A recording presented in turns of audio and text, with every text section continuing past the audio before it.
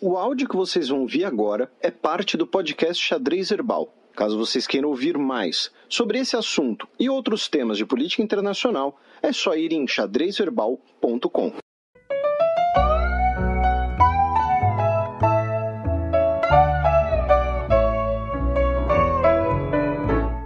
Check. Cafillo donde estaba cuando caíste en desgracia, el que siempre acompañó. Bem, pessoal, agora para falar sobre a questão dos vistos, né, a isenção de vistos de visita do governo brasileiro a nacionais de Austrália, Canadá, Estados Unidos e Japão, a gente vai conversar um pouco com a professora Mariana Aldrighi, que é mestra em Ciências da Comunicação, doutora em Geografia Humana, professora e pesquisadora de turismo aqui na Universidade de São Paulo, a USP, e presidente do Conselho de Turismo da Federação do Comércio de Bens, Serviços e Turismo do Estado de São Paulo, a FEComércio. Professora, primeiro, obrigado por topar o convite para estar aqui no Xadrez Herbal. Recentemente o governo liberou essa exigência de visto para algumas nacionalidades, para turismo, para negócios, e quais impactos positivos isso pode ter no turismo brasileiro? Oi, Felipe. Oi, colegas do Xadrez Herbal. Primeiro quero agradecer essa oportunidade. É raro a gente ver discussões sobre turismo, né, que levam o tema para um lado mais econômico e mais político, e isso também é importante.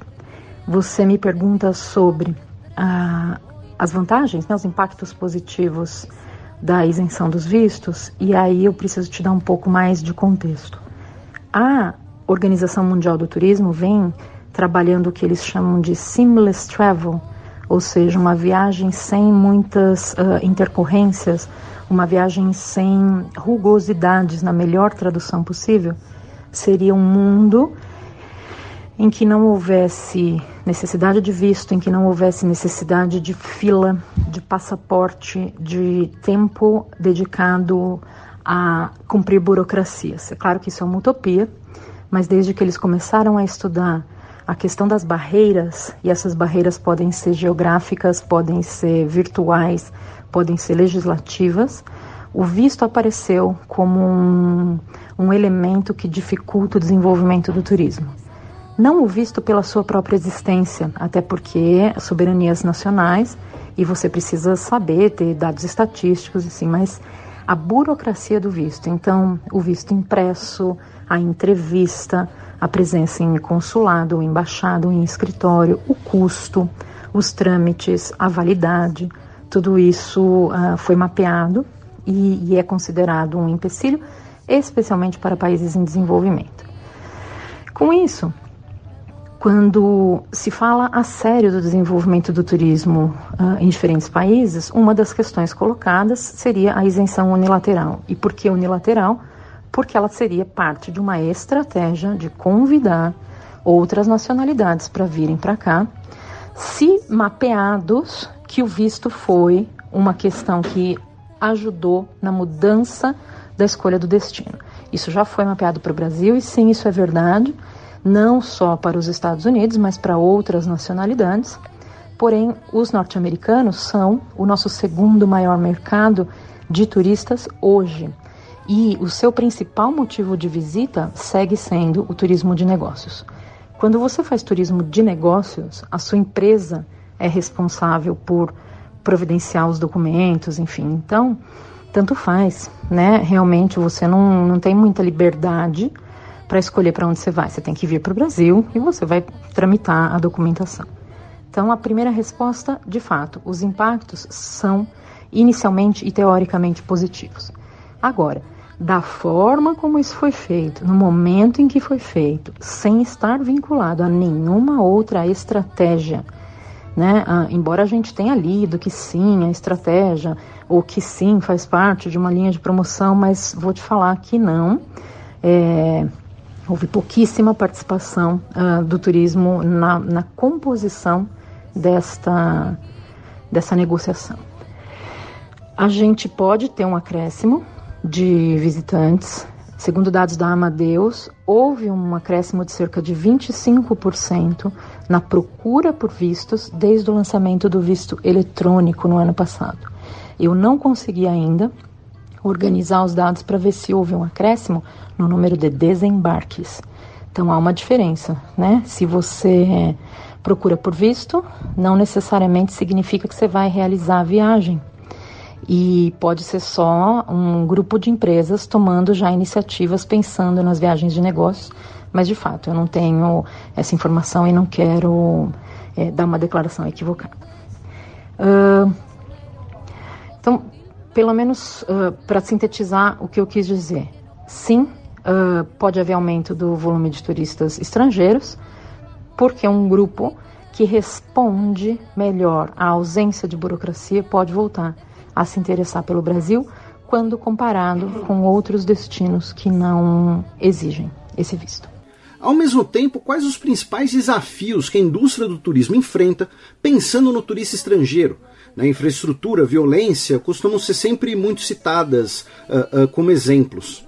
Se a gente agora for pensar o que é desafio, né, o que ainda está no caminho, mesmo com a liberação dos vistos para esses 4 países. Primeiro, note que são 4 países, porém a gente tem falado sempre com mais empenho nos Estados Unidos. Por quê? Japão, Austrália e Canadá têm uma participação muito pequena no número de desembarques atuais no Brasil. Nunca foram expressivos, embora o Japão, quando a gente olha para o volume de turistas que vêm, eles têm um comportamento muito, muito fácil de verificar, que é a observação da vida natural, das paisagens do Brasil, tendo Foz do Iguaçu, obviamente, como seu principal objetivo. Aí cabe falar que turismo, se não é o de negócios, ou seja, se o turista não é obrigado a vir porque vai trabalhar aqui, enfim, a empresa está pagando, tem as questões de seguro e tal, é uma escolha e um investimento. Então, a pessoa se informa e não vai se informar ontem para viajar hoje. É uma construção ao longo de uma vida. Quanto mais distante o destino, mais tempo essa pessoa vai dedicar no planejamento dessa viagem. E se a gente está falando de públicos que são de países desenvolvidos, que têm renda já disponível para realizar viagens, os países considerados exóticos, e o Brasil é um deles, e exótico aqui quer dizer interessante, porém perigoso, vão ficando para o final, né, da média do turista. Eles vão ficando para depois de cumprir aquela rota mais tradicional, que envolve países de mesma língua, com uma infraestrutura já construída, definida e sem problemas de imagem. O Brasil, vamos pensar aí, desde o começo dos anos 2000, trabalhou bastante para mudar a imagem da divulgação turística. Só que com o crescimento das redes sociais e da troca de informação, nada que a promoção turística brasileira faça com qualquer orçamento supera a rapidez do compartilhamento de imagens e informações sobre o país, em qualquer idioma. E aí a gente tem que entender que a formação da imagem na cabeça do consumidor não vem por propaganda de turismo, vem por notícias, televisão, filme, música, compartilhamentos. E o que o Brasil representa internacionalmente num ano como esse? Um país dividido, polarizado, violento, empobrecido, e qualquer situação que aconteça no Rio de Janeiro, com destaque para o assassinato da Marielle Franco e mortes de turistas ou episódios com turistas, eles reverberam, e um turista médio não consegue diferenciar distância quilométrica entre Rio e Foz ou Rio e São Paulo. Se há violência no Rio, para esse turista a violência é endêmica no país inteiro. A percepção de uma infraestrutura ruim, ela acontece especialmente se a pessoa já veio. Mas, me perdoem os mais puristas, o turista médio olha para o Brasil como o brasileiro olha para os países da África. Ou seja, se a gente não visitou os países da África, vamos dizer, Namíbia, Zimbábue, Moçambique, Tanzânia, Quênia, você acha que você vai entrar num avião e pousar numa savana sem asfalto, com tribos ao fundo. Então, a nossa imagem estereotipada da África, essa ausência de diferenciação, de nações específicas, de desenvolvimento, é como um estrangeiro olha pra gente. Então, nós somos silvícolas no meio da floresta, perto da praia, vivendo em situação de violência. E nas pontas a gente tem o Cristo Redentor e as Cataratas do Iguaçu. Não tem problema também discordar dessa leitura. Ela é uma leitura simplista, mas é para te mostrar que a gente não está falando necessariamente de um volume de turistas de alto nível intelectual, se a gente quiser aumentar, né, o número do nosso turista, do nosso turismo no Brasil. Então hoje a violência é a principal mancha na imagem do Brasil. A barreira idiomática também entra. As orientações em relação à necessidade de vacina, as temperaturas, né, o calor ou as chuvas. Então tem uma série de notícias que vão circulando e vão somando na imagem internacional. Para muitos especialistas estrangeiros, há um grupo de turistas que entende que corre mais risco vindo ao Brasil do que indo para países onde há uma situação de guerra, como é o caso da Síria, hoje, por exemplo. Quais as principais nacionalidades que visitam o Brasil hoje e qual o impacto econômico desse turismo? Os chineses hoje são a maior parcela do turismo mundial. Como é essa relação com o Brasil? Hoje o Brasil recebe como principal estrangeiro o argentino. Ele é líder absoluto em volume, permanência e distribuição territorial. Na sequência vem o morador dos Estados Unidos, que aí se concentra mais na região sudeste. Depois a gente tem alguns países europeus, Portugal, Espanha, Itália, e depois Chile, Uruguai. E essa ordem, depois do primeiro e do segundo, vai variando ao longo dos anos, mas fundamentalmente Mercosul e Europa do Oeste, no caso, né, a Europa mais latina, para depois virem as outras nacionalidades. Chineses são um grande mercado a ser explorado, mas o chinês não é naturalmente interessado pelo Brasil, se a gente pensar em turismo de lazer, porque a exuberância do Sudeste Asiático, a facilidade de chegar na Austrália, o tempo e o fato deles não gostarem de sol, são questões que ficam pelo caminho. É um voo muito longo, né? A rota da China para o Brasil, além de não ser direta, ela vai durar de 20 horas, às vezes a 30, 35 horas. A questão idiomática, a cultura alimentar, o próprio conflito do comportamento. Então, embora todo mundo, literalmente todo o mundo, esteja focado no mercado chinês, a mim me parece pretensioso demais focar um trabalho na China sem antes ter esgotado todas as possibilidades de ampliar a participação do turista latino-americano, do turista europeu e especialmente de norte-americanos, canadenses e mexicanos no Brasil. São cerca de 6 milhões de turistas internacionais entrando, e a gente tem mais ou menos 10 milhões de brasileiros saindo. A gente está há mais de 20 anos em déficit na balança comercial do turismo, ou seja, a gente gasta fora do Brasil quase 3 vezes mais do que o turista estrangeiro deixa aqui. E aí já te responde, né? A gente precisaria ter muito mais turistas, e 12, 14 milhões de turistas, que não é um exagero, mas é inimaginável da forma como tem sido conduzido que a gente chegue nesse volume. E ficando mais, gastando mais, e aí também não dá para falar só de turismo, a gente tem que pensar na valorização, né, da nossa moeda, porque do contrário, um destino muito barato, vamos pensar com $1 aí por volta de 4, faz com que a média de gastos do turista seja baixa, então, na comparação com o que o nosso turista gasta fora, a gente vai ficar sempre deficitário.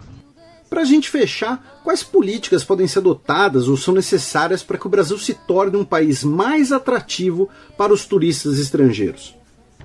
Sobre o que seria estratégico, né? O que, em termos políticos, o que seria importante para a gente ter mais turistas estrangeiros, da minha maneira de olhar, é não ter que se preocupar especificamente com o turismo. A gente precisaria ter um compromisso com o desenvolvimento do país no que a gente tem de mais diferenciado. Então, vamos falar de agronegócio, pesquisas em relação a biocombustível, preservação da vida selvagem na Amazônia, no Pantanal e das nossas espécies, a nossa diversidade, né? Vincular tudo que a gente tem de muito específico e característico com pesquisa de ponta, atrair investimentos para cá para melhorar o cenário econômico do país e começar vinculando uma maior presença de turistas vinculados a negócios ou pesquisas, né? A partir desse momento, com mais investimento e mais estrangeiros tendo que vir para cá e reconhecendo que vale a pena estar aqui, eles passam a convidar os seus contatos, amigos, parentes, etc.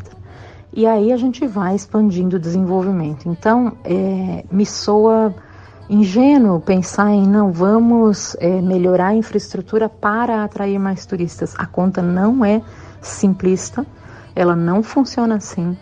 Há anos tem cidades copiando estratégias, copiando modelos, especialmente no estado de São Paulo, e você vê que vai dinheiro e não muda nada, né? O turista vai para onde ele quer ir, o turista vai para onde ele foi indicado a ir para ter uma boa experiência.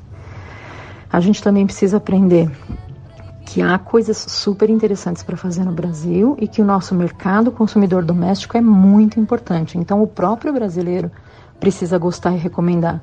Se ele não gosta, e não adianta dizer que é complexo de vira-lata, brasileiro fala mal, não é isso. Mas se a gente não usa e não recomenda, fica estranho um estrangeiro vir aqui para dizer que é melhor, né? O usual é que a gente visite lugares em que as próprias pessoas gostem de estar lá, os moradores, né? De aproveitar, de compartilhar, especialmente agora em tempos de Instagram. A gente precisa melhorar de maneira geral a imagem do país, muito, politicamente, em termos de corrupção, de violência, de bem-estar social, os índices de qualidade de vida, de felicidade, porque com isso vai ficando atrativo. Note que por mais que o Rio de Janeiro, que é um exemplo mais emblemático, siga sendo uma cidade espetacular, a mancha da violência faz com que seja melhor adiar o plano da visita. Ninguém desistiu de ir, mas vai esperar um pouco mais, esperar notícias mais animadoras para não correr risco.